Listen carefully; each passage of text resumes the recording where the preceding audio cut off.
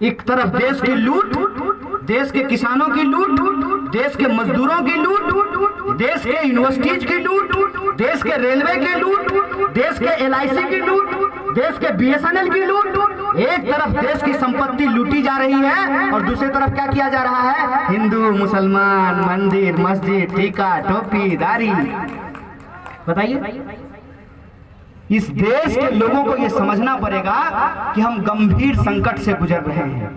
और संकट सिर्फ ये नहीं है, ये तो सस्ता फोटोकॉपी है। ये जो पार्लियामेंट में बैठा है, कभी रोता है कभी हंसता है, ऐसा लग रहा है जैसे अल्लाह रुदल का डांस चल रहा हो। ये तो सस्ता फोटोकॉपी है। असल चुनौती इस देश के सामने ये है कि एक तरफ अमेरिका चाहता है इस देश के बाजार को कब्जा कर लेना, दूसरी तरफ चाइना चाहता है इस देश के बाजार को कब्जा कर लेना। आप बताइए, 135 करोड़ का यह देश, जहां महात्मा गांधी, फणीश्वरनाथ रेणु, नक्षत्र मालाकार, कर्पूरी ठाकुर जैसे लोग पैदा हुए, यह महान धरती, ये भारत भूमि जो अपनी आजादी को सेलिब्रेट करता है। एक तरफ उस देश के 135 करोड़ लोग हैं, उनकी आजादी का सवाल है, दूसरी तरफ ये लुटेरे और बेईमान है, इस देश को कब्जा कर लेना चाहते हैं।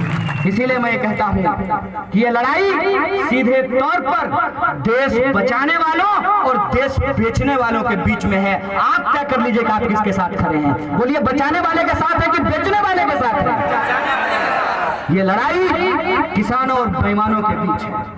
ये लड़ाई हेलीकॉप्टर और ट्रैक्टर के बीच में है। ये लड़ाई आप सीधे तौर पे समझ लीजिए कि एक तरफ वो लोग हैं जो 1947 में हमको आजादी मिली है, जो संविधान ने जो हमको अधिकार दिया है, उस संविधान को बचाने वाले लोग हैं। दूसरे लोग वो हैं जो अंबानी और अडानी के दरवाजे पे आज दरबानी करने के लिए तैयार हैं।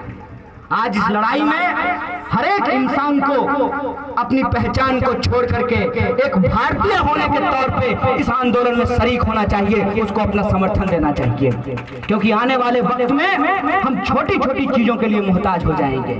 दूसरा कानून क्या है?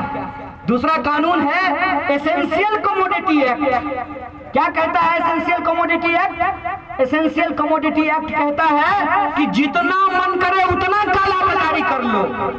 एक बात बताइए, खेती किसानी करने वाले लोग हैं, जब प्याज की पैदावार होती है, जब केला का पैदावार होता है, जब आम का पैदावार होता है, जब गेहूं की पैदावार, जब धान की, मकई की, मखाना की पैदावार होती है, तो जिसके पास पूंजी होगा तो वो इलाके का सारा मखाना, सारा गेहूं खरीद सकता है कि नहीं खरीद सकता है? तो पहले कानून ये था कि एक लिमिट के बाद आप किसी भी आवश्यक वस्तु का भंडारण नहीं कर सकते हैं। अगर आप भंडारण कीजिएगा तो दरोगा को ये पावर है कि जाकर के उसके ऊपर छापा मार सकता है। इसीलिए आप सुनते होंगे, जब प्याज 80 रुपए किलो हो जाता था तो प्याज के गोदाम पे छापा पड़ता था। पड़ता तक नहीं पड़ता था, और फिर प्याज का दाम घट करके 40 से 20 रुपए पहुंच जाता था। आज के डेट में इन्होंने काला बाजारी को कानूनी अमली जामा पहना दिया है। ये पूरा का पूरा लड़ाई, इसीलिए मैं कहता हूं कि सिर्फ किसान की लड़ाई नहीं है, ये इस देश के आम और आवाम की थाली में रोटी, नमक, प्याज, दाल रहेगा कि नहीं रहेगा, ये उसकी लड़ाई है। इस बात को हमको समझना चाहिए। इसीलिए इस लड़ाई को सिर्फ फार्मर के तौर पे नहीं, बल्कि इस देश में सिटीजन के तौर पे, कंज्यूमर के तौर पे हम लोगों को लड़ना पड़ेगा। बोलिए, इसके लिए आप तैयार हैं कि नहीं है? अगर आप तैयार हैं तो मैं आपको एक भरोसा दिलाना चाहता हूं। ठेकेदारी का जो ये कानून ये लेकर के आए हैं, 3 कानून है, याद रखिएगा। एक, मंडी समाप्त करने का कानून, दूसरा, किसानों के खेत को ठेका प्रथा पे देने का कानून, और तीसरा, जो आवश्यक वस्तु है उसके काला बाजारी को बचाने का ये 3 कानून है।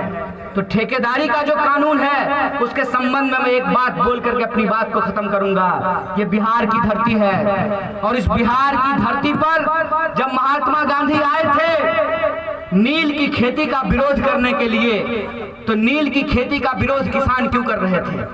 किसान नील की खेती का विरोध इसलिए कर रहे थे कि अंग्रेज ही नील खरीदते थे।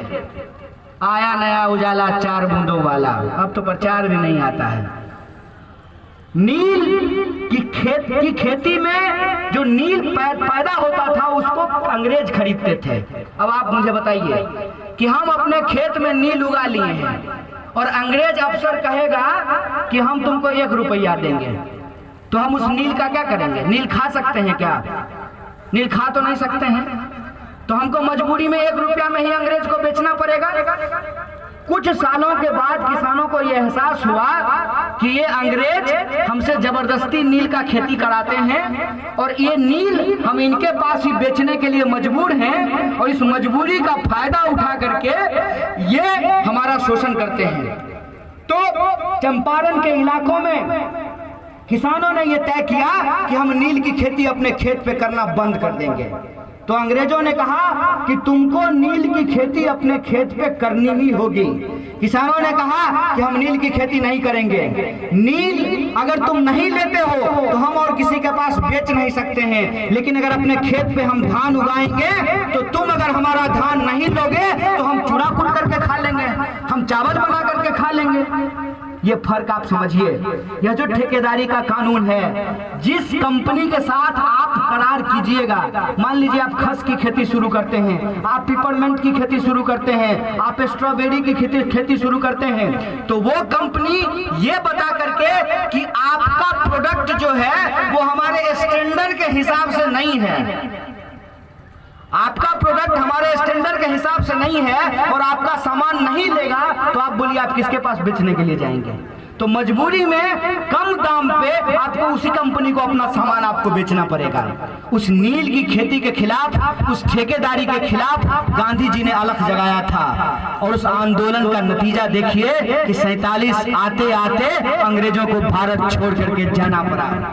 यह बात मैं आपको सिर्फ याद दिलाने के लिए आया हूं कि यह बिहार की धरती है। जितना दिल्ली में हंगामा होना है हो जाने दीजिए, जब तक आंदोलन की अलग पूर्णिया और पटना से नहीं होगी तब तक मोदी का कुछ होने वाला नहीं है। इसीलिए मैं आपसे कहता हूं कि अगर इस लुटेरी सरकार को आप बदलना चाहते हैं तो आंदोलन की आगाज उत्तर प्रदेश के पूर्वी इलाकों से और बिहार की धरती से हमको करना पड़ेगा, तभी हम इस सरकार को उखाड़ करके फेंक सकते हैं। किसानों और मजदूरों के हक और अधिकार के लिए जय जवान जय किसान और जय संविधान के संकल्प को पूरा करने के लिए इस लड़ाई को हम आगे बढ़ा सकते हैं। बोलिए इस लड़ाई में, इस संकल्प में आप लोग एकजुट होने के लिए तैयार हैं कि नहीं है?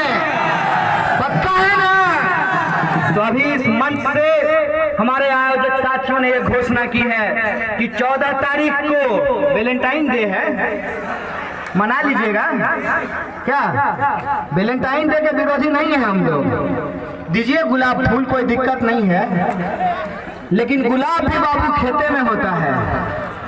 और भगत सिंह की जो आर्मी थी जिसका नाम था हिंदुस्तान सोशलिस्ट रिपब्लिकन आर्मी, उस हिंदुस्तान सोशलिस्ट रिपब्लिकन आर्मी का एक कोडवर्ड हुआ करता था। क्या था कोडवर्ड? गेहूं और गुलाब। कोडवर्ड क्या था? आज वही समय आया है। 14 तारीख को गुलाब दीजिए, लेकिन गेहूं बचाने के लिए पुलवामा शहीदों की याद में कैंडल मार्च निकालिए, और 18 तारीख को जो किसानों का आह्वान है उस आह्वान के साथ खड़े होइए। मैं आपको यह बात कहना चाहता हूं कि सरकार का गरुड़ कितना भी क्यों ना हो, जब जनता सड़क पे उतरती है तो गरुड़ भी टूट करके गिरता है। इस सरकार का गरुड़ भी तोड़ेंगे और बिहार में, देश में किसानों और जवानों के संकल्प के साथ जय जवान जय किसान और जय संविधान के नारे के साथ इस लड़ाई को आगे बढ़ाएंगे। इन शब्दों के साथ आप तमाम आयोजकों का और आप तमाम लोगों का शुक्रिया अदा करते हुए, धन्यवाद कहते अपनी बात को खत्म करूंगा। शुक्रिया। इंकलाब जिंदाबाद, हमारी एकता जिंदाबाद।